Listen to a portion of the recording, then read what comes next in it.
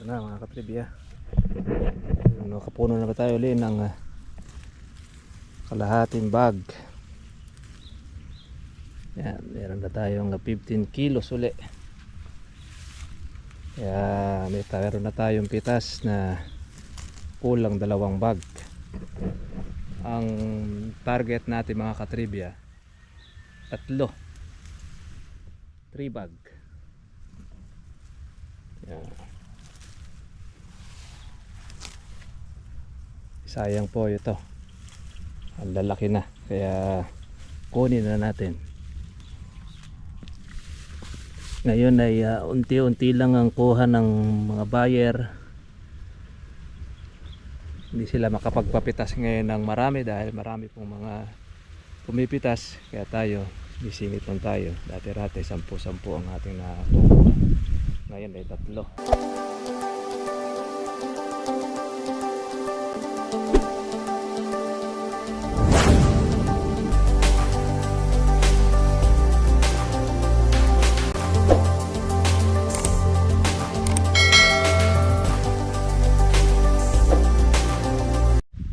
Ay, magandang umaga po sa inyo mga katribya at welcome po sa aking YouTube channel. Kamusta na po kayong lahat? Matapos po mga katribya po ng bagyong si Nando, ito po, tayo ay sumingit po ng ating pitas dahil marami na po siyang mga malalaki mga katribya. Yan po ang ating napitas. Meron na tayong isa't kalahating redback. Ngayon ito po ay kinukuha po natin para at least hindi po siya maging reject, kasi mga katribya po yung reject ay wala pong halos ang nagiging presyo, kaya hanggat berde pa ay kailangan na po nating siya ay mapitas. Yan yung lahat po ng mga malalaki, although ang kalamansi mga katribya po ngayon ay bibihira ngayon ng mga maliliit dahil panahon po kasi talaga ng ating kalamansi. Kaya pitasin na po natin ang pitasin ang lahat ng mga po pwede para po labasan po ng marami pong mga bulaklak. Ito po mga farmers ay matapos po ng bagyong si Nando ay napakarami pong nasira sa parte po ng Cagayan, Isabela. Dito naman po sa amin normal lang din naman po yung hangin, pero meron pong mga ulan-ulan pero hindi siya ganong kalakas.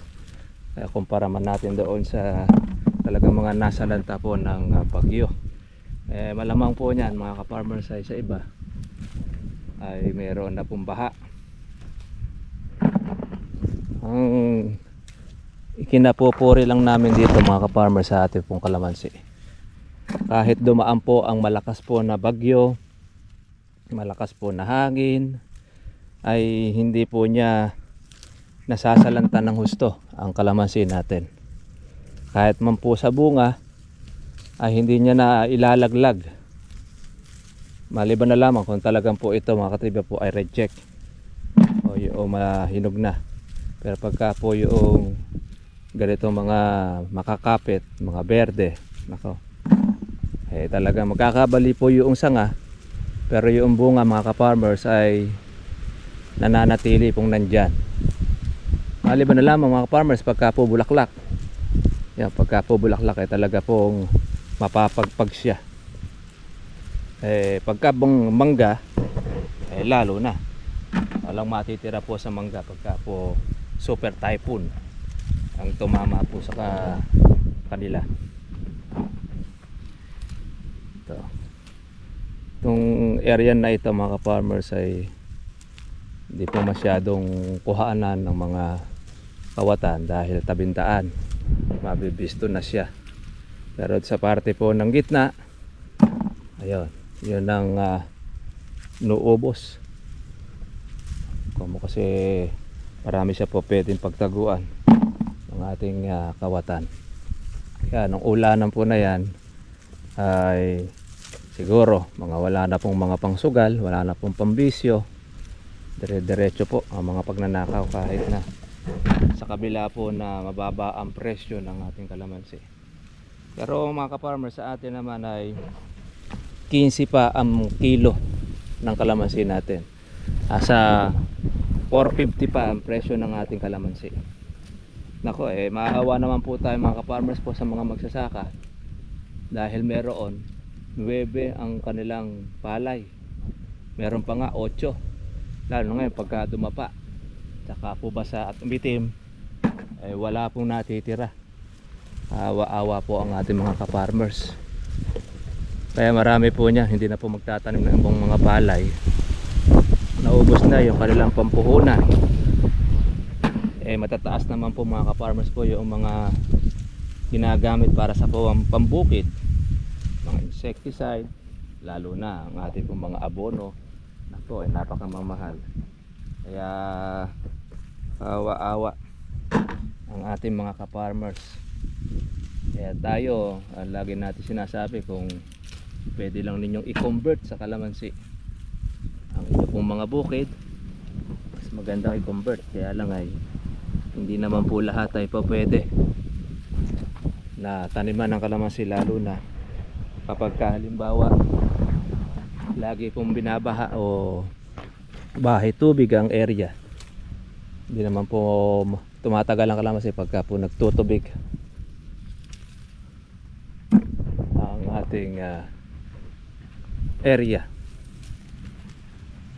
Yan mga farmers, pitas-pitas tayo.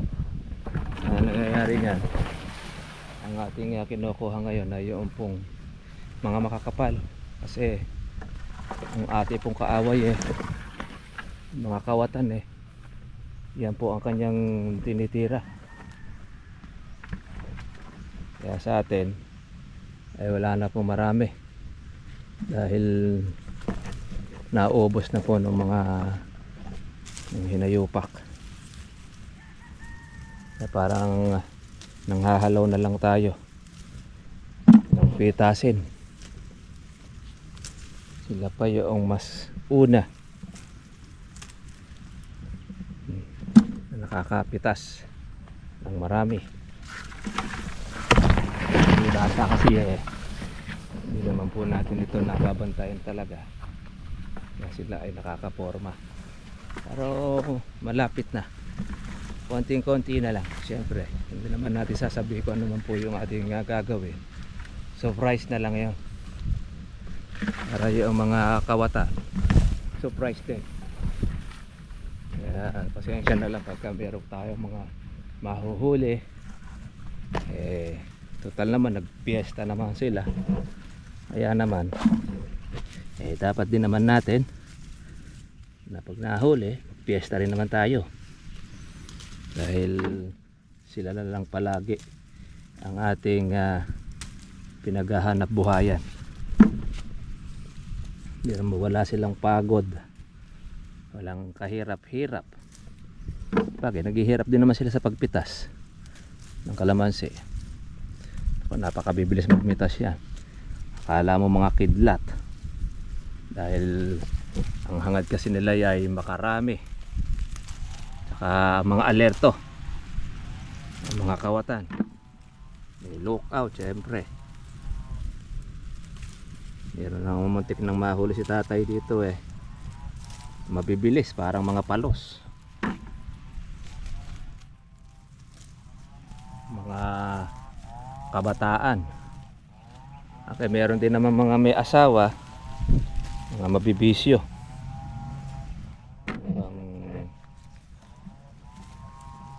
wala nang mga pang droga. Kasi dito po sa amin mga ka-farmers ay maluwang ang area, maluwag pa, kahit sino po pwedeng makapasok. Kahit wala pong mga kalamansi ay nakakapasok ang kahit sino man. Kaya malaya silang makapagtransaksyon ng kanilang mga illegal na gawain, illegal na mga elemento. Kaya marami po ang kawatan. Kahit na po yung mura ang kalamansi, ay baka titirahin at titirahin yan. Ito nga sa atin mga bagong bunga na lang halos po yung ating mga napipitas. Handa naman po sa ating mga farmers, hindi po nagagawang mahinog ang ating kalamansi, kasi naagad ng mga hinayupak hanggang ganon. At marami tayong kasosyo. Pagka sa hirap, solo. Pagka sa pag-harvest, sabi nga, grupo. Ito nga naman. Maraming mga masasamang loob na ang binabantay na lang ay may-ari. Wag lang po silang magpapatsyempo. Hari nawa ay wag natin sanang mahuli dahil baka magkasala pa tayo ng hindi maganda. Wag na lang silang pahuhuli. Yan ang ating abiso sa mga tirador. At iba naman po ang maniningil. Hindi naman tayo ang maniningil yung nasa taas. Tayo mga ka-farmers, meron tayo taga-singil yung nasa taas, kaya patag lang, okay lang. Tapos diretso lang po mga ka-farmers yung ating alaga, kaya tuloy-tuloy. Hindi natin kailangan na intindihin yung mga hinayupak na yan. May mga araw din yan. Shoutout natin mga ating mga ka-farmers pa sa taga Cagayan. Nako, ay sigurado po iba doon maaaring lumubog ang kanilang kalamansi sa tubig baha. Pero pagdating naman sa bunga, ay hindi naman nila malalagas po ang bunga ng kalamansi. Dahil matibay ang kalamansi natin. Pagdating po sa bagyo, baha, pwede. Pwede siyang, pag nalubog ng tubig, pwede siyang malagas ang bunga. Pero kung dahil doon sa hangin, mga katribya, hindi niya kaya na ilaglag ang bunga ng kalamansi natin. Maliban na lamang yan kung yan ay mga bulaklak, yung kabukahan lalo na. Okay, pitas tayo mga ka-farmers. Ayan, nakuha na po natin yung tira ng ating mga kaibigan, yung mga malalaki, tapos yung mga matataas. Hindi nila maarok ay mga binata. Ayan, hindi na nila tsatsagayin itong taas na ito. Siyempre magtsatsaga dyan yung mga may-ari. Isipin mong tayo ay nanghahalaw, sila ay mga basal kung pumitas. Buti na lang yung sa atin ay tuloy-tuloy ang pamumunga. Kaya sulit din mga katribya.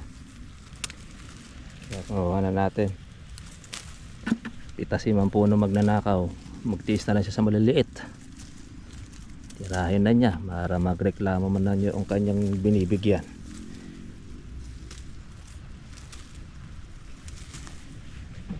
Sige mga farmers, pitas muna po tayo para tayo ay makarami.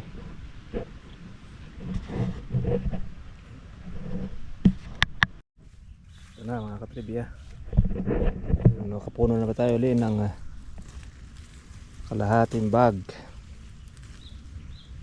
Yan, meron na tayong 15 kilos uli. Kaya meron na tayong pitas na kulang 2 bag. Ang target natin mga katribya, 3 bag. Yan. Sayang po ito, ang lalaki na, kaya kunin na natin. Ngayon ay unti-unti lang ang kuha ng mga buyer. Hindi sila makapagpapitas ngayon ng marami dahil marami pong mga pumipitas, kaya tayo bisingit lang tayo. Dati-rati 10-10 ang ating nakukuha, ngayon ay 3 dahil marami na rin pong nagpapapitas. Siyempre kailangan na lang din natin kunin na yung mga malalaki. Kaya na natin pitasin, tayo na po ang pumipitas. Dahil Kinukuha na natin yung lahat ng mga makakapal.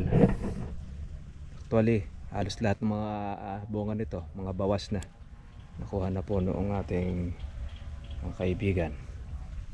Sige mga ka-farmers, tayo ay sasali na para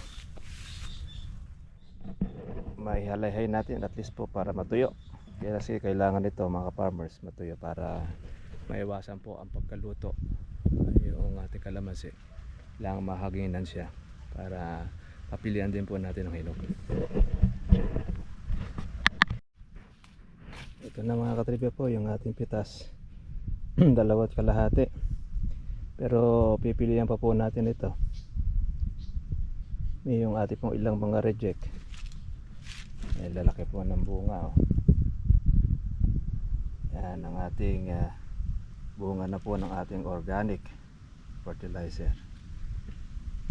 Hindi na po talaga mawawala sa kalamansi pagka pumuulan. Yung pumbulutong. Yan. Pero malalaki. Kung kasi mga ka-farmers madalas po ang ulanan natin kaya yun na po talaga ang variety po ng kalamansi natin. Galing po kasi ito ng Mindoro. Tapos dinugtungan po noong ng mga Batanggenyo ng matandang kalamansi. Kaya ano po yung kanyang binhi, ano yung kanyang variety na common variety ay yun po ang magiging kalalabasan ng kalamansi.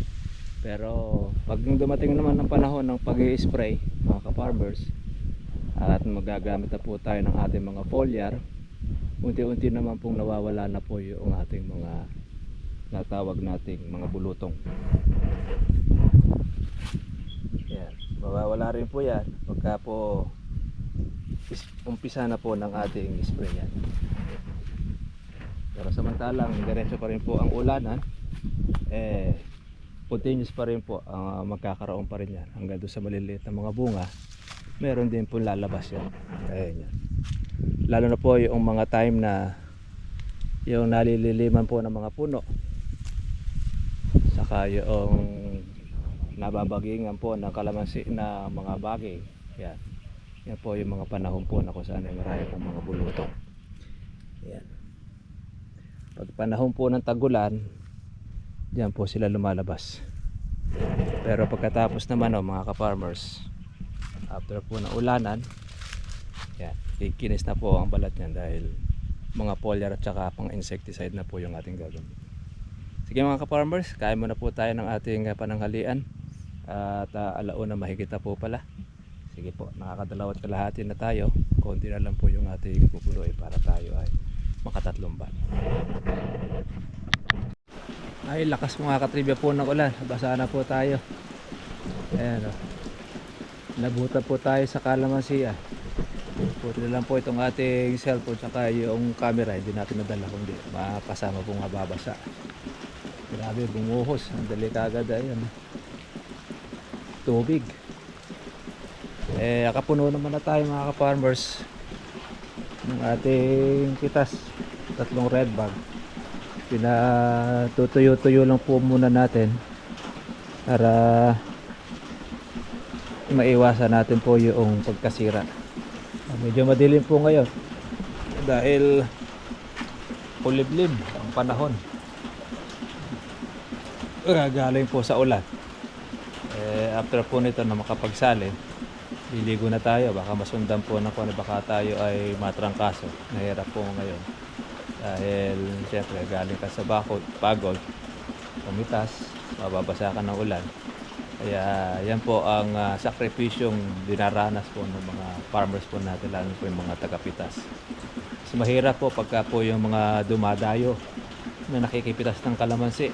Kaya pagka ganyan umulan, basa sila, pagkatapos mahanginan pagka nasa biyahe sa kolong-kolong. Kaya naman pagdating doon sa bahay nila, ang sakit ang katawan. Dalasan ay yung pong trangkaso. Paano mga ka-farmers, kita na po tayo po bukas at gaya po ng dati. God bless po sa inyo lahat.